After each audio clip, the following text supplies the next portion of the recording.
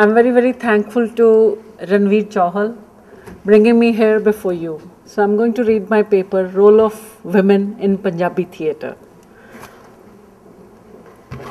These are the women. You can see that they belong to Punjabi Theatre. Whenever we talk about rejuvenation of Punjabi Theatre in our times, the first thing which occurs in mind spontaneously is what Balwant Gargi called the great-grandmother of Punjabi Theatre, Nora Richards. The very DNA of Punjabi Theatre promised a creative role of daughters and granddaughters of this great-grandmother. Nora had come from Ireland with a rich background of Irish folklore and theatre. In the 20th century, Punjabi theatre began with one-act play encouraged by Nora with her own example of producing them. Before Nora, Punjab had very simple forms of folk theatre without frills, though regular contemporary theatre, modern theatre started only recently.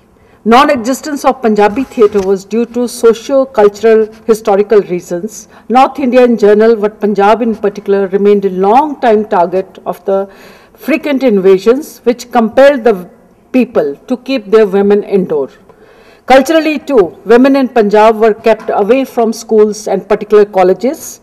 Her right place, they thought, was in the kitchen and at home. Her liberalism in outlook gave them a place only in the fields in full view of their husband or the father or the brother. To send a girl to school was not the psyche of the Punjabis in the early part of the century. To think of Punjabi parents sending their daughter in for theatre training was apparently scandalous. That is why in folk theatre performances, male used to play female roles and female were not even allowed to watch the performance. For a good long time, it must be appreciated that it was educational theatre in schools and colleges which promoted and sustained the Punjabi theatre momentum. At the outset, we must pay our homage to Dharam Kaur, wife of an early playwright, Dr. Harcharan Singh. She appeared as a female actor in the play Anjor in Lahore in 1941. We should not forget the little known facts of some Punjabi women of Lahore and Amritsar with their patriotic sensibility giving theatrical performance from place to place during freedom struggle. Their laudable aim was to help the revolutionary to fight their cases in the court. Gurmeet Kaur, Sarla Sharma, Surjit Kaur deserve to be mentioned as coming from the as for places Fazil Khan, Shimla and Longowal. Indian People Theatre Association, which is popularly called IPTA, inspired by the Russian People Theatre, played a big role in the Indian theatre movement in general and in Punjab in particular, although to a smaller extent. Besides stalwarts like Balraj Sani, K. Abbas, Kafi Azmi, Shaukat Azmi, Zora Sehgal's contribution was substantial. Zora Sehgal, let me tell you, is still recently, last year she did this play, City of Jinns. She's 98 and she's acting. Another lady was Sheila Bhatia. Sheila Bhatia discovered herself while acting in a play in Lahore before independence. Armed with an admirable heritage of folk music, Sufi folklore tradition and music, she was determined to fuse music with drama and experimenting with dramatic music and musical drama. As she herself once humorously said that she was fortunate in having no formal training in theatre and therefore she could break the shackles of theatrical theories and categories. Urdu ghazals, poetry recitation and various forms of folk singing, including the Sufis, occasional touch of classical music and dance moments. In fact, everything was grist to the mill of her own concept of theatre was used to create an enjoyable theatre. Her theatre was critically acclaimed and designated opera. To be sure, it had a considerable operatic fare, though it wasn't opera in the Western sense of the term. Sheila Bhatia climbed up and up in her reputation with each succeeding production, learning new lessons reaching new imaginative heights. She produced as many as 50 plays under the banner of Delhi Art Theatre, and some of her outstanding productions are Wadi di Goonj, Rukhe Khet, Heer Ranjha, Chan Badlan Da, Dard Aayega Dabe Paon, Tere Mere Lake, and we have a picture of Tere Mere Lake. In this context, we must mention Madan Bala Sindhu, who sang and acted consistently for Sheila's Theatre. Another place, Gaiety Theatre, Shimla, is the most luminous name in the history of theatre as such. It has no less bright in the annals of Punjabi theatre. Mrs. Mangat Rai, Snelata, Mrs. Mittal, Kanta Grover are the names to be reckoned with, and they played at Shimla and Chandigarh.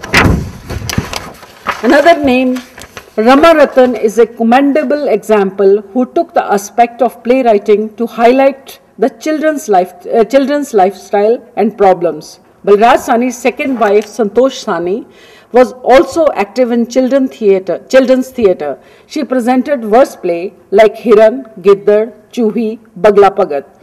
In this period, the center stage was occupied by Shannu Khurana, Damayanti Puri, Meena Kapoor, Desi Kamleshwar, Surinder Kaur, who was known as a singer, who's Laj Bedi and her daughters, Sangeeta Mehta, Neena Tiwana, Nirmal Rishi, Parveen Purva, Jaswant Daman, to name only the prominent ones. There are so many others also. The great catalytic agents for the promotion of not only the Punjabi theatre, but also the training and the inspiring women contributors were the National School of Drama, New Delhi, Department of Theatre and Television, Punjabi University, Patiala, and Department of Indian Theatre, Chandigarh. They provided academic and theoretical training and practical training in the different aspects of theatre. Three names deserves to be mentioned in the context of theatrical performances at Chandigarh. First is Kiran Thakur Singh, Rani Balbir Kaur, and myself, Sunita Dhir. Please excuse me for naming myself to complete the story. Kiran played a memorable role in Balwant Gargi's play Kanak Di Balli, directed by B.V. Karanth, one-time director of National School of Drama. Rani Balbir Kaur, who played lead role in Heer Ranjha, Mirza Sahiba, and Madida Diva, Rani Jinda. And Sunita Dhir acted in Mirza Sahiba and Kesro. And now we are going to discuss the Indian theatre scene. So in Indian theatre scene, Rani Balbir Kaur had a background of classical Indian music. She had vigor, she had energy, she had ambition that helped her flower in acting, not only in Punjabi, but also in Hindi plays. She has also tried her hand at directions like Ghasiram Kotwal and Mirza Sahiba, but critically speaking, she shone more as an actress or as a contributor of music than as a full-fledged director. This is the pictures of her play, Aadhe Adhure, that is Rani Jinda, that is also Aadhe Adhure, Pattan Di Bedi, that is. And there's another picture, this is Kiran Thakur Singh, this is myself, and this is my first play, Mirza Sahiba, which I acted with Anupam Kher. So this is from Kesro, and that is from Jasma Odan. These are old pictures. Another name, which comes little later, Neelam Man Singh Chaudhary appeared at a later date, yet we might speak of her at this point, which is the right reference of Department of Indian Theatre, Chandigarh, where she had been a teacher. She has the Masters in Fine Arts from Art College, Chandigarh, and had her theatre training at National School of Drama. Graduate. आज बैसाखी का दिन है। Position, load.